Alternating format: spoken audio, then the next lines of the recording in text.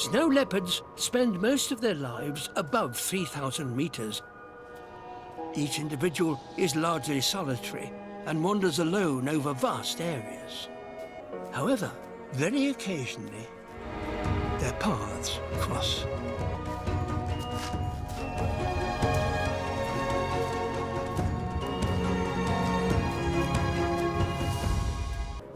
He has been following this female's scent for weeks and may have found a mate.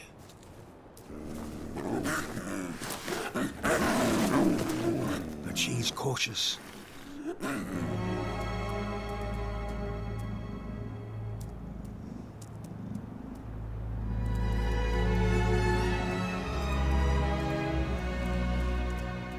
Eventually, he gains her trust.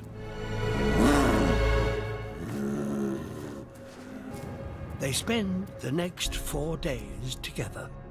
Then their ways part. And they may never meet again.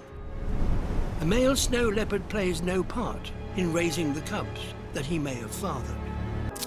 These youngsters will stay with their mother and rely on her for nearly 2 years. Are among the most hardy and resilient of any on Earth.